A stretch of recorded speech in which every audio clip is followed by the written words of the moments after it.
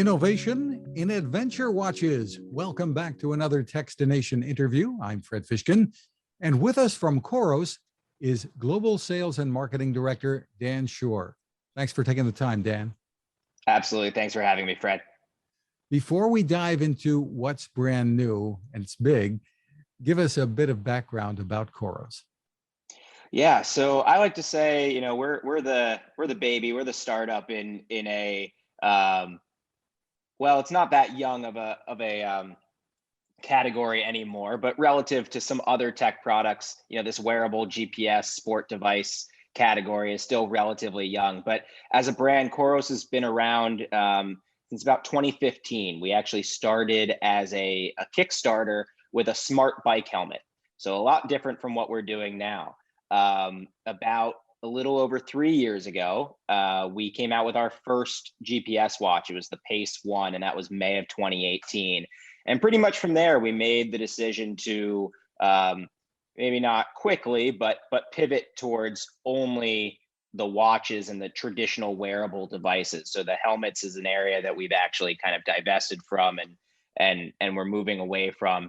And now we're entirely focused on the GPS watch market and really coming at it from the performance side of things. So we know there are smart watches, there are sport watches. We view ourselves as a sport watch with some smart features. So there are things that you will absolutely get from a Coros product that you don't from other brands, and vice versa. And that's okay. We've kind of found our lane and we want to really, drive down it. Well, you have a couple of new devices just unveiled. Give us the overview. First, I guess the big one, the Vertix 2. Yes. So the Vertix 2 is a long-awaited update to our original Vertix, which debuted a little over 2 years ago. And so the Vertix 2, which I have here, is we call it an adventure GPS watch, and that's because it's really based or designed around folks that are doing significant outdoor adventures. That's not to say those are the only folks that can wear this watch, but it'll stand up to the test of those individuals. So if that's climbing Mount Everest, if that's skiing first descents, or if that's taking on the Appalachian Trail or the PCT, this is a watch that's really built for the hardcore adventurer, whether that's from a durability standpoint, a temperature standpoint, or what we've become known for as a brand, our battery life. Well, let's talk about these things that really make you stand out, that are different really from your competitors. You've built a lot of technology into this watch. We have, yeah. So starting with the first thing that everybody kind of asks, at least Coros, about is the battery life. And the reason being is, from the get-go, we set out, when we came out with the Pace 1, and the target audience was originally more towards the triathlon, although that changed a bit over time. But, back in May of 2018, we said, okay, what is an issue? Well, you've got folks out there that are training and racing these Ironman triathlons, over 140 miles of total distance. And their watches, even the ones that have multi-sport modes, triathlon-based modes, they weren't lasting for the entire triathlon, which that's just boggles my mind. That's a failure. And so when we looked at a problem to solve, that was the first problem we went to attack. And the GPS is eating up the battery. Correct. And it should be, but there also should be enough battery for the GPS to last the whole time. So yeah, when I talk battery, I talk in full GPS. So GPS, heart rate, standard sensors, being used. And so that was the problem we had to solve. Like any startup, any business, you start with a problem and you try to solve it. From there, we kind of very quickly found a new audience. And that was and continues to be this growing, kind of trail and ultra running community. And while that's a bit of a niche from the broader running community, it is absolutely the fastest growing segment of running. Are these trail running, especially during the bulk of the pandemic. These were races that actually were able to continue in most cases because of size and how spread out and the environment in which they take place. And so with a trail or an ultra run, battery becomes really, really necessary, because you're talking about running 50K, 50 miles, 100K, 100 miles. I always tell the story of one of our athletes that we work with, a guy by the name of Tim Tollefson. And he finished third twice at the Ultra Trail Mont Blanc, which, for those that are not familiar, we call it the Super Bowl of trail running. It is literally a race around Mont Blanc, just about 100 miles. And in one of the years when he finished third, he broke the course record. Now, so did the two people in front of him. That's how it works. But he broke the course record. He ran faster than anybody ever had, and his watch died before the finish line. So if this guy running at the pinnacle event in the sport, if his device doesn't last for him, then what about everybody else? So we quickly found a very eager audience within trail and ultra running that was looking for our battery life. And so the battery life has continued to increase. So on the Vertix 1, this is now a little over 2 years old, we had 60 hours of battery life in full GPS. Now we've taken it up a notch, and on full GPS, we have 140 hours. And you might be thinking to yourself, who needs 140 hours of GPS? And that is a reasonable question.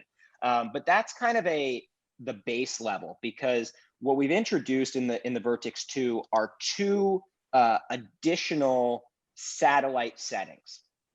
So the global positioning satellite system is owned by the US Department of Defense. It is being able to be used for general citizen use and recreational use, but it's owned by the Department of Defense, and there are 31 satellites in orbit, 12,000 miles above our head, and they navigate the globe. Likewise, there are other systems out there. There's the Galileo system from the EU. There's a system in Japan. There's the Beidou system from China, and GLONASS from Russia. And so in total, each one has somewhere between 20 and 35 satellites in orbit. So there's roughly 150-ish active satellites that do global positioning. So similar to GPS, what we know of. And so typically watches have been able to pair with one, maybe two of these systems simultaneously, even if they have the ability to connect to all or most of those systems.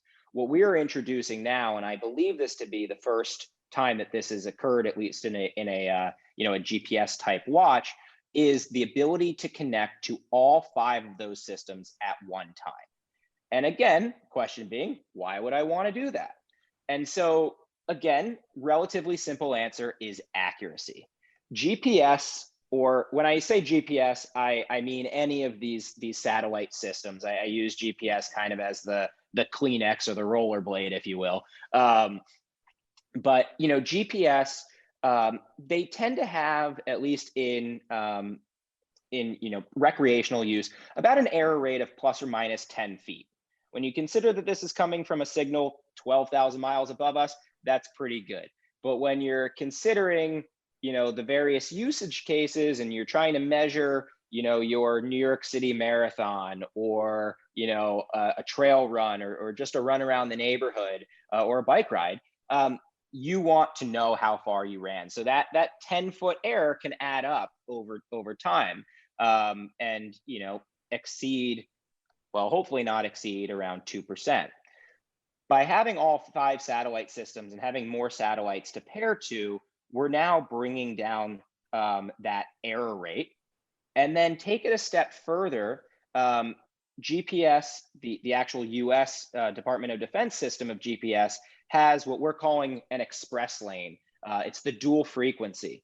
And so this is something that's been available for military, for aviation. Some cell phones have had it recently. But again, I believe this is the first GPS watch to offer this dual frequency connection.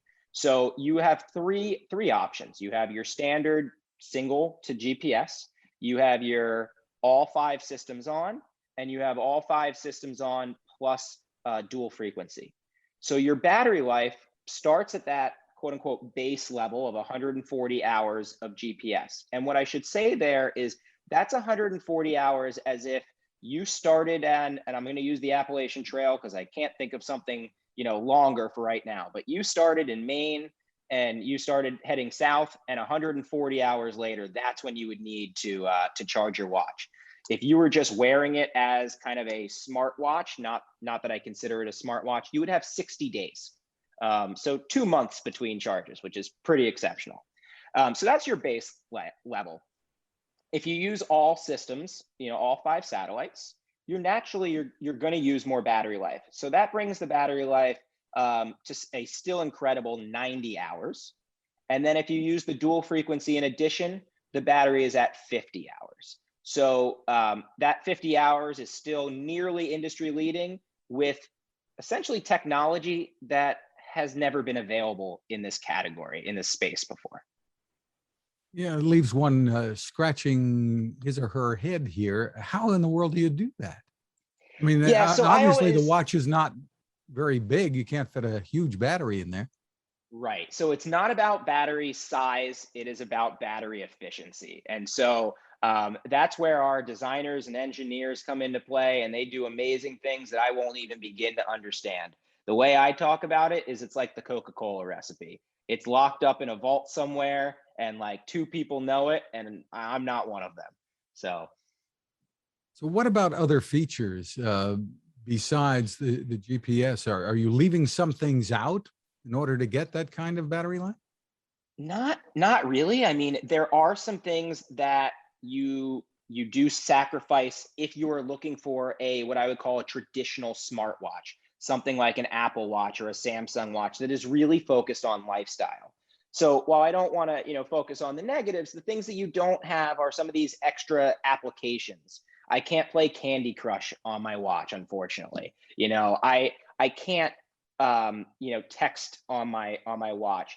I can get notifications from anything, almost any app from my phone, including text messages. I can get notified when somebody calls me. I can even ignore their call from my watch. I just can't, put it up, Dick Tracy style and answer them. So, those are the things that you don't have. We've optimized other things like the backlight and some of the other sensors to be efficient with the battery. And one thing that Coros has become known for over the last 3.5 years is we don't obsolete ourselves, or we try not to for as long as possible. So when you get a watch from Coros, what you're also getting are all of the advancements that we make over time. So that can be new activity modes, new features, as long as the hardware will support it or has the space or the appropriate sensors, we will continue to update even an older watch. And that includes the original Vertix is still planned to get some updates before the end of this year. So that's something that we do really for a couple of reasons. One is sustainability. We don't want to see devices that frankly can't break down in landfill. We are, after all, an outdoor, focused brand. And also, we just want to take care of our consumers in a way that most brands don't. And there are still going to be limitations. Any hardware is going to have limitations, or technology is going to have limitations. But we recognize that our early users are some of our best advocates, and we want to make sure that they don't feel ignored or slighted just because we're on to the next product. But in terms of how do we maintain this battery life, everything centers around that battery life. So when we do develop these new features, it makes sure that it is optimized to not take on more battery outside of kind of the general expectations. We also have different modes for our backlight, because actually when it comes down to it, the backlight is the single biggest battery consumer, more than even the GPS connection. So when that watch is lit up, that's when it's actually taking up over 200% of the traditional battery life from a regular GPS mode. So we have different modes, whether it's from the turn of the wrist makes your your backlight come on for a few seconds at a time. Or if you really need it, you have a night mode, which is set to actually turn off at sunrise, because it knows from the last time you synced with the app when sunrise in your location is expected. So even if you're in a system or even in a setting, that takes up a massive amount of backlight, it still has kind of that safety net to turn off when you in theory wouldn't need it anymore. And the memory in here, tell me about that, because you can do offline maps with this, right? Absolutely. Yeah. Good catch there. So we have 32 gigabytes of memory, which is, we've actually never had enough memory built in terms of storage that we've published that data before. So this is a big update for us. So 32 gigs, that's going to hold your, what we're calling our landscape map. So the landscape map is global. It's going to show you streets, trails. It's essentially a 2D map. It's what if you were on, Google Maps, I think is their terrain map or something. I think that's the name they use for it. So this is our landscape map. And then we also have a topography map that's going to show you, elevation, especially, if you're on trails and in mountain ranges, and whether that's, up in New Hampshire or out in the Rockies or the Alps, like we talked about before. So that feature is available globally as well. It's going to come preloaded for the continent that you are located in. So if you're in North America, you will get one that is preloaded with North American topo maps.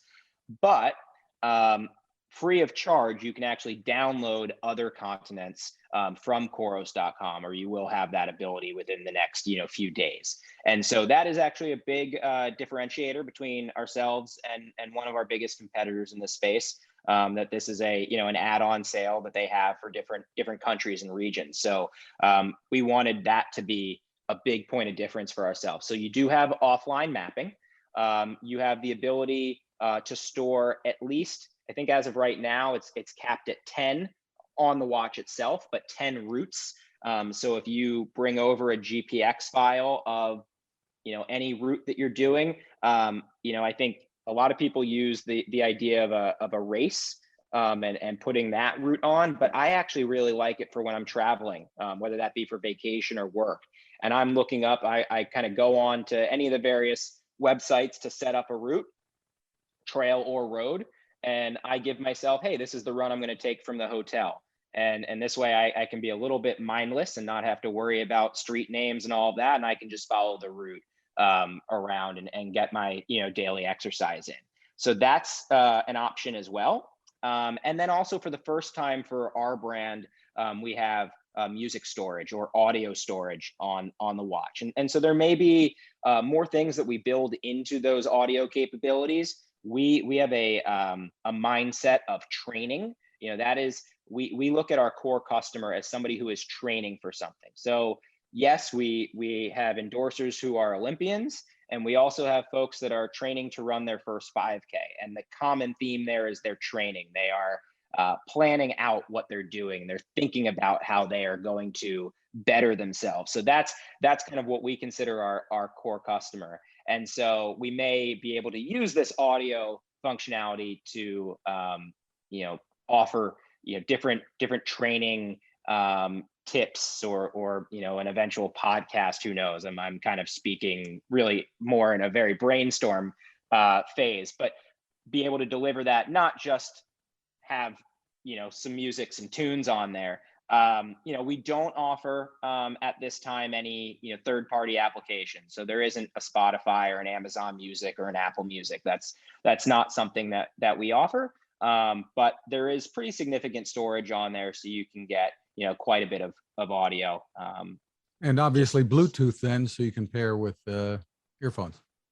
Correct. Yeah. So you do have Bluetooth connection to earphones, Bluetooth connection to our application on our phone, where you would basically upload all of your data from the watch too, so that you can look at it later, whether that's your steps or calories or the track that you just ran or biked or swam or any of the other activities that we have. I always find it fascinating during the winter skiing. I have a lot of fun with that because you can see how fast you were going, and then at the end of the day, you can see all the tracks you did on the mountain. Like that's a lot of fun too. Um, and it's something we don't talk about as much because our biggest user base is runners.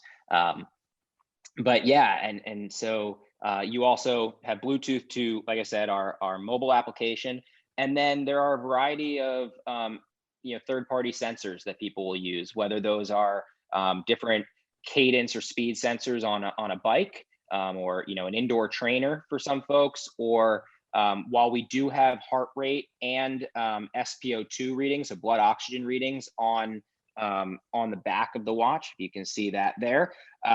Some people will choose to use a chest strap for their heart rate because those tend to be a little bit more sensitive or accurate than the wrist-based optical heart rate. So it'll pair to sensors like that as well, even from our competitors via Bluetooth. Really cool. Now, you mentioned Olympians a couple minutes ago. You've got a partnership with the greatest marathon runner of all time. Just won another gold medal, in fact. Tell me about that. And this is with a different watch. Yes. So I propped up that segue there perfectly. So yeah, Eliud Kipchoge has been a partner of Coros and vice versa we're coming up on a year. And Eliud really is not just the greatest marathoner of all time, but really just a great human being. He invests a lot in his home country of Kenya. And he also has built up training groups around him to support other young athletes. Eliud is now 36 or 37 years old, I believe. I know he turns 37 this year. He's been in the sport of running, not just marathon, at an incredibly high level since I want to say he was like 16 or 17 years old. He won a medal in the 5,000 meters at the World Championships in Paris in 2003. And I won't say this is when he initially gained fame, but for the broader audience, beyond folks that pay attention to running, he really got the attention of the world when he attempted to become the first human to ever run under 2 hours in the marathon. And what is fascinating about that is that this was something that was viewed to be impossible. I mean, I know we look at times and they always, come down bit by bit, but well, it is impossible for most of us, but continue. It absolutely is. I mean, there are so many of us out there that are hoping to break 2 hours in a half marathon, if not, even shorter distances. And it's an incredible feat. And so, it was not a traditional or, legitimate race. They did things like having pacers move in and out, and it was a big to do. And because of his partnership with Nike, who is his primary sponsor, but CNN covered it and did a lot of stuff on the tech in the shoes and in the race and everything else. Ultimately, he came up, I think it was like 24 seconds short the first time.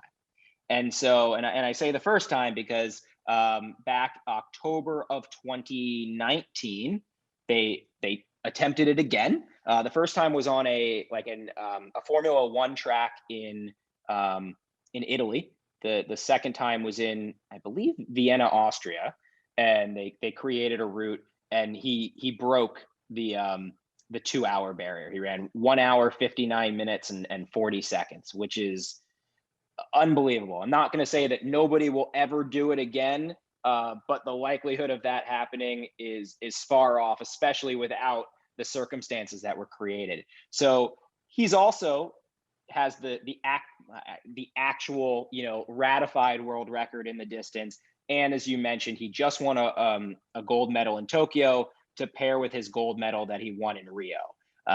And so just absolutely fascinating human being, has a great team behind him. And so we've put together this partnership, and he's been working with us for almost the last year, and we're getting a lot of great information from him and his team as far as what's useful data for somebody at his level. And so obviously the vast majority of us, or 99.99% of the population, is not at his level. But we like to say that, if it's bringing benefit to Eliud, it can certainly bring benefit to all of us. And so we wanted to celebrate our partnership with Eliud and his, now second gold medal. And interestingly enough, his first one where he was wearing a watch of any kind. He had trained with other watches before, but he had never actually worn a watch in his race. And I was a little nervous, not gonna lie, because every athlete has their superstitions and things like that. But he wore the Pace 2 in Tokyo, as he did in a tune-up race in the Netherlands in April. And so we've celebrated Eliud in our partnership with the Pace 2 Eliud Kipchoge edition. And I unfortunately don't have one with me because they are that limited. We're making 5,000 of them globally to celebrate him. But it will be a watch that is, it's our Pace 2 watch, which is our number one seller and won a lot of awards the last holiday season and into this year. But it's got a color palette that's inspired by his native Kenya.